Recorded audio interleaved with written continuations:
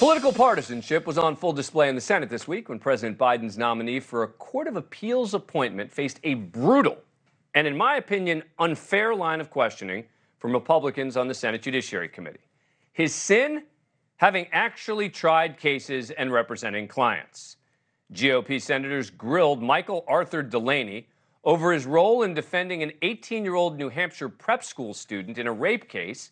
His client was accused of raping a 15-year-old student, and Delaney filed a motion at the time that could have required the alleged victim to lift her anonymity, which is what most criminal defense attorneys would have done in that same position as part of a back-and-forth battle over who should be able to say what to the media.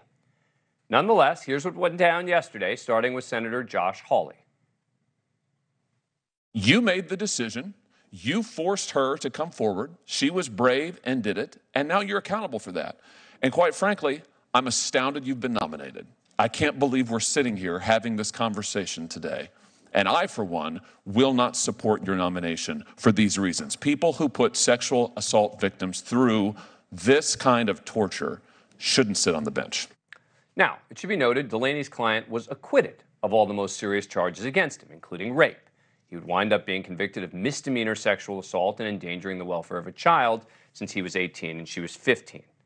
Now, to be clear, I took the same position against liberals who criticized, for example, Judge Michelle Childs because she worked at a big law firm representing bad, scary corporations, and now Judge Jennifer Reardon, who had represented evil oil companies while at a big law firm.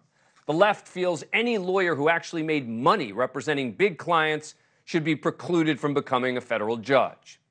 Look, if a lawyer engaged in misconduct or crossed some ethical line, hold it against them. But just attacking judicial candidates by lumping them in with their clients, having been a lawyer himself and even graduating from Harvard Law School, you might think Senator Ted Cruz might have taken a different approach than Hawley.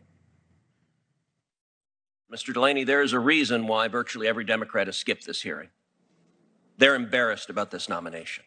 The focus of this discussion began when a 15-year-old freshman was sexually assaulted by a senior as part of a campus custom known as Senior Salute, a game where upperclassmen competed to have sex with younger students. Yep, heinous acts, no doubt about it. But none actually done by Michael Arthur Delaney. It was his client, that 18-year-old who was accused and found not guilty of rape, whose actions Senator Cruz is describing.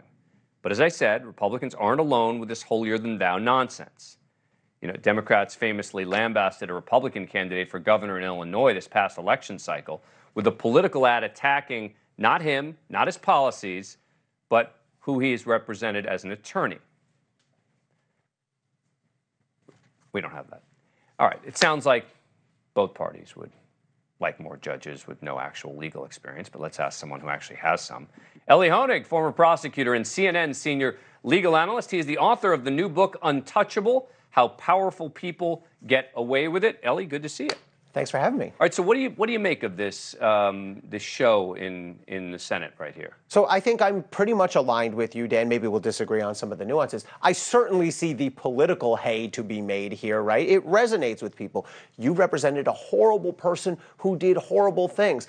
But I think we, let's say as lawyers, need to rise above that because the precedent that it sets is so dangerous and ultimately self-defeating because, as you say, if you're going to exclude anyone who's done anything, who's represented any client who's distasteful, first of all, cross off every defense lawyer. Right, every criminal defense lawyer. Every right? public defender. They all represent guilty people. A murderer, someone who's been accused or convicted of rape. I mean, that's what criminal defense is. There's no such thing. I know on TV, there's the noble criminal defense lawyer who only ever represents wrongly accused people. Right.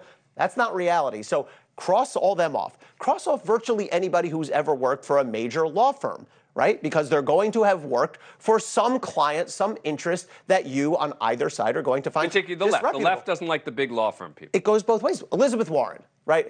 Yeah. Icon of the left. She has done work, consulting work for Enron, the paragon of the evil corporation, right? And you can go on down the line. Pete Buttigieg worked at McKinsey, right? And so now we're going to cross off anybody who worked at a large or medium law firm. I mean, you're going to only be maybe good for me. You're only going to be left with prosecutors ever, right?